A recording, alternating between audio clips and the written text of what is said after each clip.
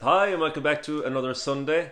So this week I'm thrilled to be joined by two fabulous musicians, husband and wife. So Kieran O'Mainig from Guidor up in the very top of Donegal, and Kathleen Nigowan, who's originally from County Meath but now living up in Guidor as well. So we're coming from the very northwest of Donegal down to the very southwest of Cork. A couple of three great reels actually. So thanks a million, guys, for sending these down. Lovely, lively tunes, and I know that you'll all enjoy them. So, talk to you next week. Bye.